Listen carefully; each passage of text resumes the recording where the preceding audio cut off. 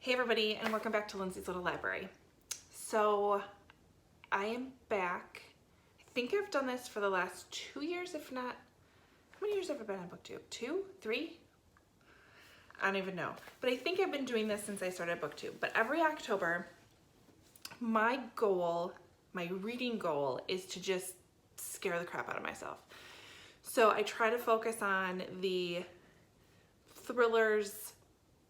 I don't have any horror, I don't think, psychological thrillers, any of those books that I have on my bookshelves, and really just focus on only reading those in the month of October because it's like the best month to read it. You get all the Halloween vibes and it's cool and foggy and creepy out. It's perfect. So like I said, I think I've done this for at least 2 years because I still remember the first year I did it. I read Fierce Kingdom by Jen Phillips and whoa, glorious. So I have a stack of books here. Now, full disclosure, there's no way I'm getting through all of these. These are just the books I'm gonna pick from. I have many, many more I could, but just perusing my shelves, this is what I came up with. The other thing that I'm struggling with a little bit is I don't want to know a lot about these books before I go into them. So if I know something about it, I'll share it with you. If I don't want to go too far into it. So you'll just have to go with me here, right? All right, so first one I have up is one that I actually wanted to buddy read with Sarah, and it ended up not happening. So maybe we could do it in October. I don't know, you let me know, Sarah. It's Always the Husband by Michelle Campbell. I love the cover, first of all. Secrets and Scandals in an Ivy League Setting. What could be more riveting? Brilliant twisting read that kept me guessing until the final page. Love that. Roller coaster friendship among 3 college roommates ends in murder years later.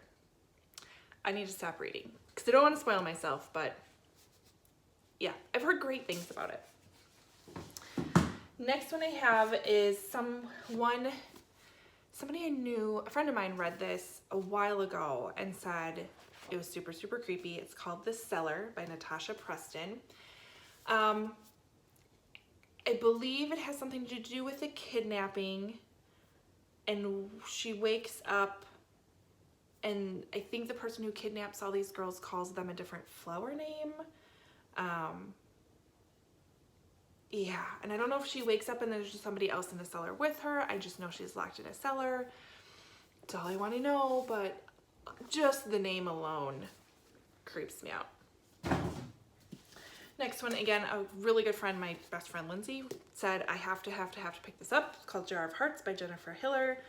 Caroline Kepnes calls it a gripping page turner.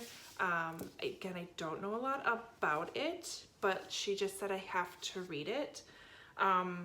She kept telling me that she was guessing at kind of what it would be, and it kept throwing different twists at her.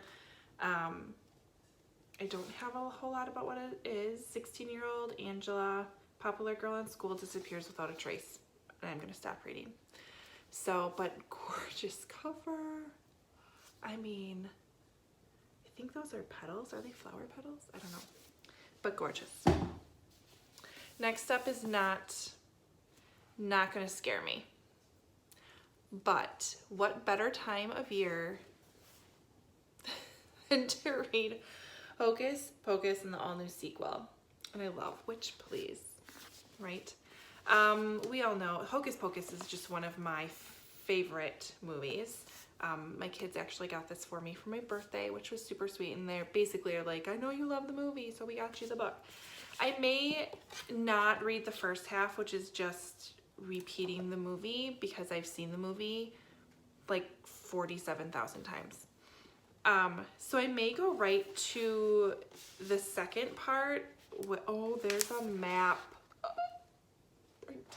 I might just go right to the second part where it's 25 years later. I've heard it's not the best. I don't care. This movie has so much nostalgia for me. I don't even know why, but I love it. I love it, and it's just gonna be the perfect month to read that. Next up, I have What Happened That Night by Sandra Block. I do absolutely have to read this because my book club is going to be talking about this book on October 12th. So guess which book is first? This one. It says she doesn't remember that night, but she will never be the same. I don't know anything about it. I'm assuming something happens that she doesn't remember. We're gonna go with that. But you know for sure I'll tell you my thoughts on it because I do have to read that one. The next one is actually one I grabbed. What video was I doing? Was it a book list Thursday? I don't remember. There's a video where I pulled this book out and said I'm reading this in October. So I put it to the side and I actually remembered. I know, shocking. But How to Hang a Witch by Adriana Mather, and I believe it has something to do with the descent. I mean, it takes place in Salem, Massachusetts, in the witch trials, and it's about the descendants of, I believe, the witches and the people who put them on trial. Yes, descendant of Cotton Mather, which is one of the men responsible for the trials. In the descendants of the witches, I think. I don't know. It's a YA. It looks cute. It's, again, the perfect month to read that.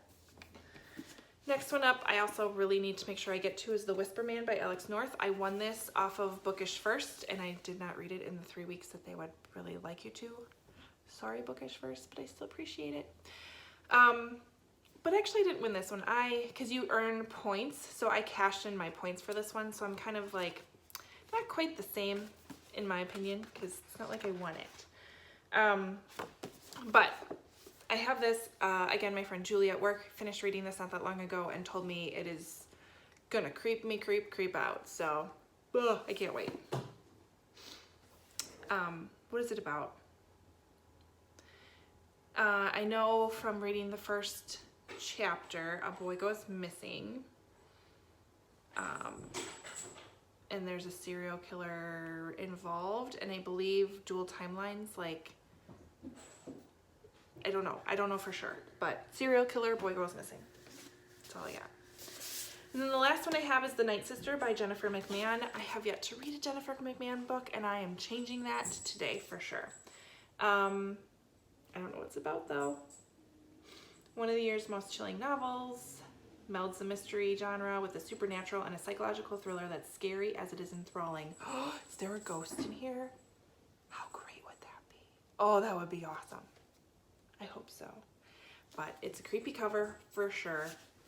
But that's getting read. So if I had to pick, I don't know, I want to read them all. How am I going to have time for all of that? Okay, if I have to pick four.